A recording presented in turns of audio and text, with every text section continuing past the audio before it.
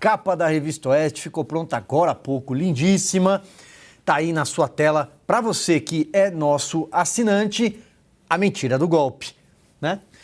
O golpe do dia 8 de janeiro é a ficção mais ambiciosa que o STF, Lula e a esquerda nacional, com o apoio da maioria da mídia, já montaram em sua estratégia para sabotar a democracia. Um texto de José Roberto Guzzo.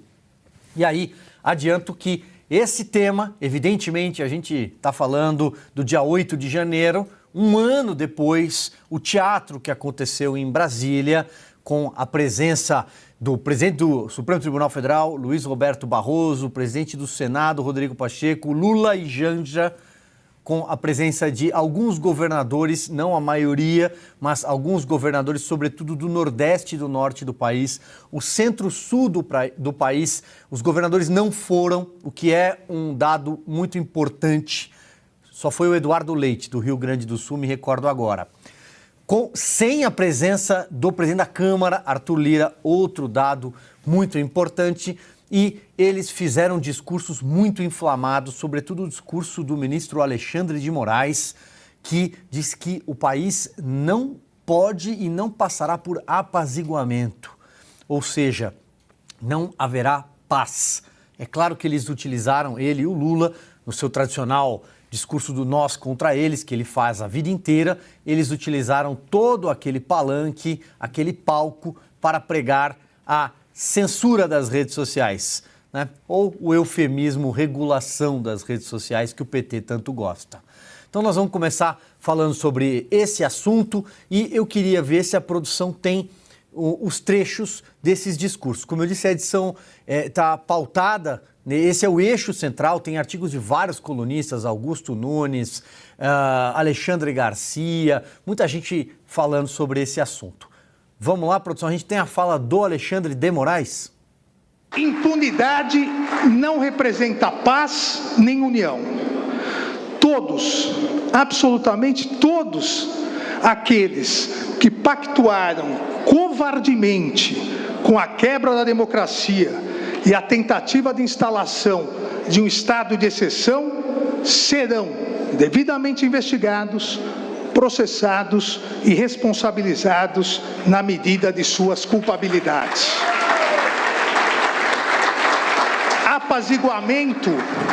Apaziguamento também não representa paz nem união. Um apaziguador, como lembrado pelo grande primeiro-ministro inglês Winston Churchill, é alguém que alimenta um crocodilo esperando ser o último a ser devorado. A democracia brasileira não admitirá a ignóbil política do apaziguamento, cujo fracasso histórico já foi amplamente demonstrado na tentativa de acordo do então primeiro-ministro Chamberlain com Adolf Hitler. Bom, a produção vai preparar a fala do Lula. Nós temos outras, nós vamos girar bastante sobre esse assunto, mas vamos começar então pela fala mais simbólica do Alexandre de Moraes. E lembro que ali estavam representados os três poderes. Então, o presidente do Supremo Tribunal Federal discursou, o presidente da República discursou, o presidente do Congresso Nacional, claro, do presidente do Senado, discursou. Alexandre de Moraes foi como presidente do TSE, Tribunal Superior Eleitoral, que não é um dos três poderes da nossa Praça dos Três Poderes, um dos três poderes da nossa República, segundo a nossa Constituição. Vamos deixar isso claro de largada. Segundo, e aí vou girar a nossa bancada, começando aqui pelas nossas comentaristas do telão, começando pelas meninas, pela Cris e pela Fabi. Alexandre de Moraes se comparou ao Winston Churchill. Sobrou ainda para a história nesse discurso dele, porque eu vou citar aqui só um livro, o recente, e foi lançado há pouco tempo, Churchill, Caminhando com o Destino, é um livro do historiador britânico Andrew Roberts, um livro bacaníssimo. São 1.200 páginas para narrar a biografia desse que é talvez um dos grandes homens, um dos grandes estadistas do nosso tempo. E Churchill lembra o seu biógrafo, tem como grande legado, deixou como grande legado, sobretudo para a civilização ocidental, ter salvado a liberdade. Não combina em nada com o primeiro-ministro do Reino Unido a palavra censura, a palavra mordaça ou o seu eufemismo regulação. Deixar isso aqui desde já muito bem claro. A história também foi pisoteada nesse capítulo triste que nós acabamos de assistir. Houve de tudo naquele dia 8 de janeiro. Baderna, tumulto e quebra-quebra. Vamos deixar também isso muito claro, porque desde o dia 9 de janeiro do ano passado, nós somos aqui um disco riscado defendendo a punição para quem cometeu a estupideza de depredar qualquer coisa naquele dia. A nossa legislação, ela é muito clara e ela prevê punição, não precisa inventar crime para tudo isso. Tem tipificação, tem enquadramento. Mas o que nós estamos assistindo é uma narrativa, para usar a palavra que eles tanto gostam, de golpe. Um golpe fantasioso, que nunca aconteceu. Era impossível um golpe ser executado sem um comando central. Era impossível sem um grupo político disposto a assumir o poder ali, na sequência. E, sobretudo, sem armas. Não há na história um golpe sem armas. E há um ano também nós temos 23 fases de uma operação chamada Lesa Pátria, que busca financiadores e encontraram algumas poucas pessoas até agora, só tem um denunciado de Londrina, encontraram poucas pessoas que pagaram alguns 20, 30 mil reais para alugar ônibus a prazo. É disso que se trata. Vamos girar então aqui, já falei muito, chega, vou ficar quieto, o resto do programa. Cris, começando com você, vamos lá, tuas primeiras impressões do que foi esse evento da democracia abalada e não inabalada, como eles dizem. Ou na balada, né, como virou meme aí, saiu para a balada a democracia e capotou na primeira curva de tanto que bebeu, só pode ser isso. Olha, a gente essa semana estava divulgando uma hashtag que é a democracia desfigurada. Foi a melhor adjetivação que eu achei para o que fizeram do pouco que restava da democracia brasileira no ano de 2023. Porque a gente precisa sempre lembrar que isso foi só o estopim da ditadura padrão Lula, né, que vai sendo implantada aos poucos, disfarçadamente, não tanto, né? Mas já vinha de anos anteriores através de um tribunal aparelhado por ele e pela sucessora dele, pela Dilma, e com uma cerejinha do bolo lá colocada pelo Temer, que era vice da Dilma, a gente não pode nunca esquecer, né? Michel Temer indica Alexandre de Moraes, mas Michel Temer era da patota, só que ele rompeu com a patota e acabou virando lá o sucessor no mandato tampão quando ela foi cassada. Mas ele fazia parte, ele foi eleito junto com a Dilma. Então, Alexandre de Moraes, para mim, faz parte do aparelhamento também do esquema do PT no STF. E a gente está vendo agora, né, toda a promiscuidade de executivo e judiciário aí, com indicação do ministro da Justiça para cargo no STF, aí o ex do STF vem para o Ministério da Justiça, a gente vai falar disso logo mais, estou me referindo ao Lewandowski. Mas voltando ao Alexandre de Moraes, primeiro estranhamento, o que estava fazendo lá o presidente do Tribunal Superior Eleitoral. Só se eles quisessem fazer uma lembrança, e a nossa audiência aqui, que é bastante politizada e informada, vai entender, uma lembrança de como tudo começou.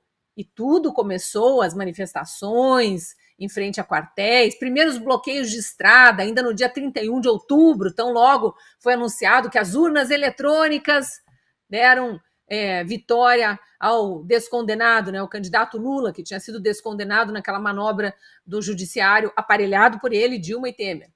Então, tudo começou por causa do processo eleitoral de 2022. Até hoje, a população quer saber o que aconteceu com o código-fonte, o que aconteceu com os 60 milhões que não saem das urnas, não vão para a rua, não assistem às lives do presidente. Cadê esse apoio tão grande que ele tem e que o levou à presidência da República pela terceira vez? E é justo a população questionar. Está garantido pela Constituição ainda não destruíram totalmente a liberdade de manifestação, guardado o anonimato, coisa que os infiltrados, balaclava na cabeça, que desceram pelos janelões do Congresso de rapel, depois de destruírem tudo lá dentro, sabe-se lá por quê, até hoje não localizados pela Polícia Federal, pela PF do Flávio Dino, do Lula, né? Aquela PF particular que não se importa de cumprir ordens ilegais, não foram localizados esses caras. Mas esses aí deveriam ser, porque eles não estavam mostrando a cara. Então, as pessoas podem se manifestar, mas precisam mostrar a cara. Por quê? Para poder ser identificadas se cometerem algum crime, como nesse caso, de fato, alguns vândalos cometeram. Alguns vândalos cometeram. E é isso que a gente repudia. A gente não repudia os atos do 8 de janeiro. Aquilo era uma manifestação legítima. E digo mais, histórica. O Brasil inteiro, depois de 2 meses acampado pelo Brasil inteiro, cidades pequenas, grandes, nas cidades do interior é tiro de guerra que chama. Não tem quartel. E em frente aos tiros de guerra pelo Brasil inteiro havia acampamentos pacíficos, ordenados, organizados, limpos. Não tinha rua sendo fechada por causa de manifestação, e nos lugares onde houve rua, foi tudo organizado antecipadamente, não tinha nenhuma ilegalidade sendo cometida. E aí eu digo que é histórico porque uma parte desses se desloca para Brasília. Não sabemos muito ao certo como é que foram os combinados, porque nem isso a Polícia Federal esclareceu direito até hoje, mas fato é que a polícia sabia, os órgãos de inteligência sabiam, tanto que pararam muitos desses ônibus pela estrada. Tem todos esses depoimentos aí, eu mesma já gravei várias entrevistas com presos que nem estavam em Brasília. Chegaram a Brasília na noite do dia 8 e foram presos no acampamento no dia seguinte, no dia da perfídia do Exército. Então, é tanta ilegalidade aí que democracia inabalada é a única e grande fake news que a gente pode apontar. Aliás, única não, né? Tem várias outras, mas é a grande fake news que a gente pode apontar em relação a esse ato aí, que é cheio de estranhezas. Voltando ao início do meu comentário, o que estava fazendo lá, que é o que você falou também, Silvio, o presidente do TSE. E ainda com esse discursinho aí de Churchill, né? O Churchill. Eu lembrei, sabe de quem, quando eu ouvi a história do Churchill? Do Ernesto Geisel, aquele que foi presidente do Brasil. Silvio, volto com você. Pois é, Fabi, e um detalhe, né?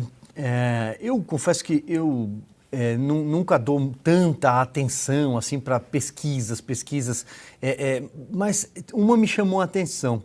Essa da Atlas Intel, divulgada, eu acho que foi o Poder 360, o site, e depois muita gente reproduziu, mostrando que 18,8%, vamos arredondar, 20% só dos brasileiros, dos eleitores ouvidos, só de eleitor o Brasil tem 156 milhões, então a gente pode imaginar uma estratificação.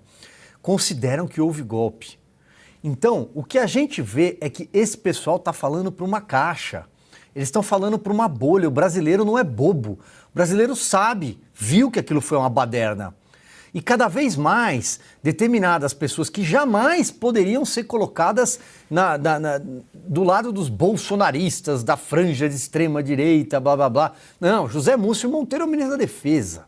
Aldo Rebelo foi ministro da Defesa. Aliás, foi militante do PCdoB, depois abandonou.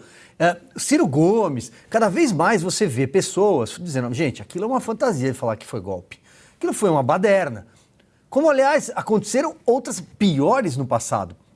Em 2006, a turma do Bruno Maranhão, amigo do Lula, do Sem Terra, invadiram e arrebentaram a Câmara dos Deputados. Eu estava lá dentro, eu vi. Eles viraram um carro no anexo da Câmara. Eles deixaram policiais legislativos feridos. Um deles, o Normando, teve traumatismo craniano, foi levado como induzido no Hospital Santa Lúcia. Então, assim, eles vão ficar tentando fazer essa narrativa, mas quem acredita nisso são menos de 20% da população brasileira e a Rede Globo. Passo a bola para você. Verdade, e a gente tem que considerar que esses 20% ainda estão completamente influenciados pela própria Rede Globo, pela CNN, pelas mídias, né, que reverberam e fizeram documentários, ambas que eu citei fizeram documentários explorando bastante, né, o 8 de janeiro, como se tivesse sido planejado, como se tivesse sido realmente aquela intenção. Só que assim fica óbvio, né? Não tem os meios. A gente sempre falou disso, né? A Cris tem total razão. Era lícito, é lícita a manifestação do dia 8. Muita gente ali estava com a bandeira e veio aquela baderna. E também no Brasil, falar que, né, que, nossa, isso é um absurdo, pelos parâmetros brasileiros, não é. Nós estamos vivendo dias de calamidade em relação à segurança pública. Então, depois do 8 de janeiro, eles pregam como se nós vivêssemos num país completamente normal, né, onde o juiz não fala fora dos autos, onde a gente não tem ex-ministro que foi do MST, foi ministro do Supremo e agora vai ser ministro da Justiça e Segurança Pública, uma das pastas mais sensíveis do governo, né? Como se a gente não tivesse também, hoje, né, um presidente dizendo que é muito bom ter um político, um ministro com a cabeça política no Supremo, essas coisas. Então, realmente, ali, né, saiu do contexto, mas tem um monte de coisa que, por falta da mídia estar explorando, isso ficou à margem da sociedade. Então, vamos nós aqui trazer luz para os fatos. Foi jogado bomba de helicópteros e muita gente entrou justamente para fugir disso. Teve todas as situações. E como não teve individualização de conduta, a gente não consegue olhar para o cidadão e falar, por exemplo, o cara que derrubou o relógio, vândalo, né? Realmente foi contra o patrimônio público, tem que responder por isso. Agora, dizer até esse, que eu acho um completo absurdo, né? E jamais faria algo parecido, e realmente tem que ser condenado, até essa pessoa aí, o que ela fez para depor o Estado Democrático de Direito? Qual a violência que ela tinha? Qual o uso de arma que ela tinha? Então, realmente, e outra, a responsabilidade do Estado, de uma forma geral, e aqui eu falo o governo do Estado, lá de Brasília, não dá para tirar o corpo fora como faz, né? O próprio governo Lula, ali já era governo Lula, né? O próprio ministro da Justiça, todo mundo sabe, o Dino, que sumiu com as mensagens. A omissão da polícia é absurda. Tanto é que, para quem viu, eu tive esse estômago para ver um dos documentários aí das emissoras que eu mencionei, eles entrevistam policiais e eles são categóricos em dizer: nós não tínhamos efetivo suficiente. E já sabiam também que aquilo estava para acontecer. Tanto é verdade que foi assinada uma convocação para a guarda ali, né, da Segurança Nacional, lá na Praça dos Três Poderes. E esse pessoal ficou lá, também essas imagens que nunca a gente vai saber, né, mas ficou lá sem fazer nada. Então, é um absurdo. E essa bolha que eles estão falando, ficou tão ridícula esse evento, né, de inauguração de um museu da democracia. Realmente o Brasil está bem triste, né? A democracia virou peça de museu, porque não tem nada a ver com o povo, não tem nada a ver com o governo do povo, e os discursos foram extremamente bélicos. Eu falei semana passada, eu vou repetir: ministro do Supremo, do TSE, seja da onde for, não tem que levantar bandeira alguma. E levantou a bandeira da regulamentação ou regulação das redes sociais, né? Ainda falou a palavra Big Tech, tudo de novo. O Lula, além de ter falado da Janja, e se eu fosse petista, eu ia ficar chateada, gente, petista está sendo passado para trás pelo próprio Lula, né? Ficou se auto-enaltecendo, porque ele realmente, né, ele deve estar ali com um problema até de se olhar no espelho, porque ele não tem o apoio popular, é a mídia só bajulando ele o dia, noite e dia, tanto que a gente aqui, em todo final desse programa, a gente mostra os absurdos da mídia, né, o exercício que faz, e uma das jornalistas nunca deixa a gente perder o rumo disso, e no final a gente vai mostrar porque eu sei disso. Então, quer dizer, a capa da Revista Oeste dessa semana é o que a mídia deveria estar estampando. A grande máscara, o grande teatro, o grande pão e circo, tudo isso está muito orquestrado, né? Cadê as imagens de Roma? Cadê tudo isso, gente? O brasileiro não engoliu. Então, esses 20% ainda, Silvio, eu também não acredito em pesquisa, não é agora que eu vou acreditar, não porque eu não acredito que não tem estatística, mas da forma, né, de que isso é realmente organizado. Então, é realmente a mentira do golpe. Não foi golpe, não foi tentativa de golpe, e a interpretação dos artigos novos, né, do Código Penal que substituíram a Lei de Segurança Nacional são bem inclinados politicamente para perseguir opositores políticos. Tanto é verdade que a gente tem pessoas presas, e aí de todas as categorias, inclusive membros, né, da polícia e etc. Então, isso é uma vergonha, que enquanto isso, tem lá miliciano e traficante no Rio exigindo, né, um valor ali para deixar uma obra pública acontecer. É esse o Brasil. Para isso, a gente não vê nenhum discurso inflamado e nenhuma indignação. Então, a indignação é seletiva e esses ministros estão cansativos. É verdade. Enquanto isso, olha só, nosso Gadelha diligente, solerte, como dizia Dilma Rousseff, encontrou as imagens que a gente comentou agora há pouco, em 2006, a invasão da Câmara pelos amigos do Lula. Vamos assistir?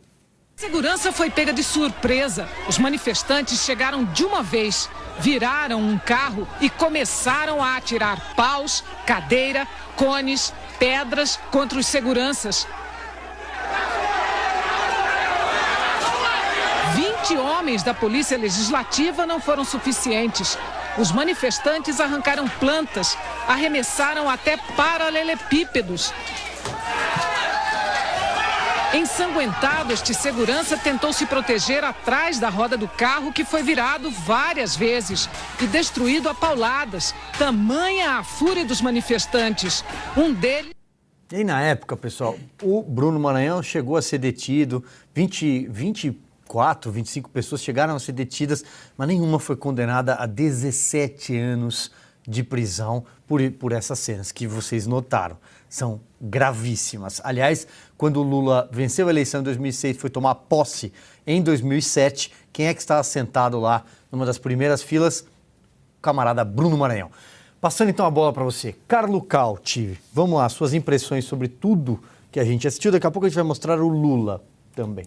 Não, mas não é hipocrisia, Silvio, né? Não é hipocrisia aquilo que a gente está vendo. Brasília já foi tomada de assalto várias vezes no passado e nunca isso foi considerado como uma tentativa de golpe, né? E como você falou, nem 20% dos brasileiros acreditam nessa tese, mas nem a mídia internacional fala mais disso. A mídia fala de baderna, fala da polarização do Brasil, explica isso como mais ou menos aquilo que aconteceu também nos Estados Unidos, mas ninguém comprou a tese do golpe. Não existe golpe sem apoio das Forças Armadas, sem armas na mão, com velhinhas, com bíblias que estão lá manifestando. Então, essa tese do golpe, essa invenção do golpe, está só na cabeça de poucas pessoas, os petistas irrecuperáveis, né, que são uma minoria, por sorte nossa, no país. Agora, uma coisa que me deixou refletindo, tirando o Churchill, né, que me lembrou o Bitcoin do Renan Calheiros. Na verdade, no Brasil temos um histórico, né, de problemas com a língua inglesa. Quando veio o Harry Truman em visita oficial, que estava visitando o Dutra, exatamente, chegou o presidente lá e falou pro Dutra, que era presidente, "How do you do, Dutra?" Que falou, "Como você tá, Dutra?" E o Dutra respondeu, não sabendo inglês, "How do you do, Truman?" Assim, esse é o Brasil, desde os anos 50, assim, enfim.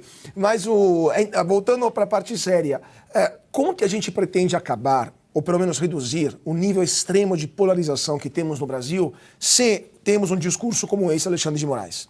Porque uma ação que com certeza reduziria a pressão do país, reduziria até o benefício do próprio governo, reduziria o ódio que está instalado em boa parte da população contra a parte das instituições considerável, seria, por exemplo, uma anistia geral.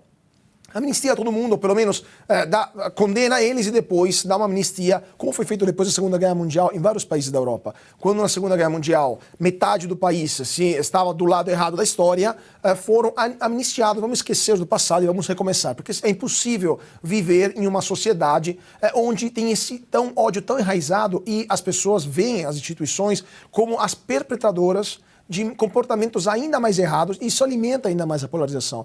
Então, um discurso raivoso, um discurso vingativo, um discurso ameaçador, como esse Alexandre de Moraes, nada mais faz do que piorar essa situação. Ele poderia muito bem passar para a história como um ministro duro, severo, mas ao mesmo tempo que entendeu qual que é a situação, qual que é o contexto, do que o ministro que será lembrado por essas palavras cheias de raiva, perfeitamente inúteis, porque a polarização vai continuar se alimentando dessas palavras, né? Então, assim, tirando a parte folclórica do Churchill, ou do Xoxo, de fato, foi um discurso não só dele, mas do Lula também, que nada mais faz do que piorar uma situação já na gangrena de um país que está cada vez mais dividido, cada vez mais separado, cada vez que faz escolhas até de consumo, né, de escolas, de consumo de produtos completamente diferentes de um lado e do outro. Então, uma ocasião perdida, né? Uma ocasião de fato perdida para tentar reunificar o país. Concordo absolutamente. Ô Flávio, pegar esse fio, esse gancho que o Cauti traz. Nesse momento que o Brasil vive, né? Não era hora de alimentar uma polarização um ano depois do 8 de janeiro e depois da eleição mais tumultuada desde a redemocratização do país. Mas o que nós vimos foi o sem anistia, presente ou não nas falas, uma mais inflamada do que a outra. Vamos entender algumas coisas. Em primeiro lugar, essa eleição foi extremamente tumultuada, não exatamente por conta dos dois lados. E olha que os dois lados estavam realmente, vamos dizer assim, com sangue nos olhos ali. O maior problema foi justamente o Supremo Tribunal Federal e o Tribunal Superior Eleitoral, que nós já tivemos uma capa lá para trás, eu sempre lembro dessa capa, de uma reportagem da Branca, mostrando que a justiça eleitoral é coisa nossa, ou seja, uma coisa que não existe em nenhum outro país. Basicamente, aqui você diz, ora, eu sou um juiz eleitoral, portanto, eu vou definir as regras do jogo. Obviamente que ele vai definir as regras conforme a sua posição política e conforme o candidato que ele queira favorecer. Isso é discutido? E tem lei para isso? Tem alguma coisa que a gente possa fazer? Não, você simplesmente obedece e diz. E isso é democracia. Quando todas as regras favorecem um candidato, sai até no Economist, aí sai na Foreign Affairs, e sai não sei mais aonde, sai na CNN, sai no New York Times, dizendo a democracia brasileira venceu, está extremamente consolidada, essas pessoas não aceitam o resultado da democracia. Essa capa de agora, do Guzzo, eu acho que é uma dessas capas que eu sempre digo que são históricas. Além de recomendar que todo mundo assine a Revista Oeste, eu faço um apelo mais uma vez, eu faço isso sobretudo com os textos do Guzzo. Esse é o tipo de texto que você precisa selecionar, sabe? Você lê, depois você guarda e mostra para os seus filhos. Lembre do que vai acontecer agora, essa é a análise que eu quero fazer, a partir desses próximos anos e dessas próximas décadas. Vão esquecendo os detalhes, aí vai ficar tudo no imaginário coletivo das pessoas. Ou seja, o 8 de janeiro, filhinho, você não sabe o que foi o 8 de janeiro. Ou então, o professor, melhor ainda, né? Aluninho, você não sabe o que foi o 8 de janeiro daquele ano. Nossa, estavam esfolando as pessoas nas ruas, todo mundo estava morrendo, sabe? Os bolsonaristas era uma horda fanática, ninguém podia sair de casa, tava todo mundo com medo de ser torturado, tinha pau de arara no meio da rua. Agora, quando você vai pegar a Avenida Alexandre de Moraes, quando você for pegar lá a Rua Luiz Inácio Lula da Silva, quando você olha lá pra praça, sei lá, Fernando Haddad, Flávio Dino, essas coisas todas, você vai ter que lembrar dessas pessoas como os heróis da democracia. Nunca sai na mídia, por exemplo, né? Só tem um editorial na Folha aí, fazendo um muxoxo de crítica ao Lula e ao senhor Alexandre de Moraes, mas nunca eles vão dizer, olha, essas pessoas estão concentrando poder. Nunca vão dizer, por exemplo, que o Flávio Dino, ele estava como ministro da Justiça, ele tem o cargo de senador ainda por cima, ou seja, está em 2 cargos e estava indo para o STF, tudo assim em questão de 3 meses. Ou seja, você vai acumulando os poderes nas mesmas pessoas e aí não sai muxoxo na mídia. Né? Apesar desse editorial aí da Folha, aqui minha mão está errada, apesar desse editorial da Folha, não tem uma explicação para as pessoas de que todo um teatrinho está sendo montado dizendo, existem 3 poderes, mas estamos concentrando todo o poder nas mesmas pessoas. E aí entra o que a gente está falando aqui há muito tempo. Ora, algumas pessoas, eu cito aqui principalmente a Simone Tebet, que acho que ela foi a mais explícita nessas recentemente, né? Tem todo um discurso para menosprezar todos os bolsonaristas, ou seja, ele chama de bolsonaristas, não assim quem tá lá gritando Bolsonaro o tempo todo, mas assim, se você não votou no PT, se você prefere votar no Bolsonaro só no segundo turno, bolsonarista fanático radical. Eu vi até uma jornalista dizendo, tá aí, Simone Tebet dizendo, né? Os inimigos da democracia foram derrotados sim, mas não foram eliminados. O Alexandre de Moraes fala neutralizado. Neutralizado? No discurso dele. Que palavra que é essa? Ora, você citou aqui alguns livros, eu queria citar, é um livro em inglês extremamente difícil de achar, mas eu sou o dono de um dos exemplares, que é um livro dos Hans York, tem um nome bem difícil de pronunciar. Vai ter que trazer semana que vem. Tá, In the Name of the Folk. Só que o nome tá com um trocadilho em alemão também, né? Em nome do povo alemão. Que é sobre o sistema jurídico alemão. Sabe o que o livro mostra? Que assim, tudo o que acontecia na República de Weimar e depois no Terceiro Reich era acusação de você é um traidor. Troca isso por antidemocrático agora. Assim, não tem nada fora do lugar. Ou seja, precisamos, né? Eu vi uma jornalista dizendo, né? Nós precisamos deixar Bolsonaro e os bolsonaristas com a PF. Como assim? Peraí, eu votei no do Bolsonaro, então eu preciso ter PF na minha casa? 50 e quantos milhões de pessoas? 58 milhões de pessoas? PF na casa? E a gente tá vendo isso na mídia, com uma tranquilidade, normal assim, sabe? Ora, onde já se viu, é tudo da PF. Então eu queria terminar com uma imagem, né, que foi deixada pelo meu amigo Flávio Gordon no Twitter, sobre o Museu da Democracia, que a Fabi citou aí. Eu quero falar exatamente o que a Fabi disse, né? Ou seja, é bom que tenha um Museu da Democracia, esses símbolos aí que eles estão trabalhando, porque isso aqui é o Museu da Democracia, é museu para coisa que acabou, entendeu? Olha só, isso aqui é uma imagem que é boa para o Museu da Democracia. Ó. Quantos ditadores o Lula tá apertando a mão? Vamos tentar lembrar do Bolsonaro, quantos ditadores ele favoreceu? Sei lá, falou assim, ó, toma aqui mais dinheiro e mais poder para você perseguir mais gente? Eu não lembro de nenhum. Só queria me juntar a seu raciocínio, Flávio, porque Você eu queria depois, lembrar... você e a Cris. Eu queria lembrar só uma frase do Lula quando ele falou que essa gente, falando dos bolsonaristas, tem que ser extirpada. Ele falou isso 19 de julho de 2023, ou seja, se essa é a pacificação, se esse é o amor venceu, né? Vamos unir o país, vamos extirpar quem não votou na gente, é isso. É isso. É proibido ter paz.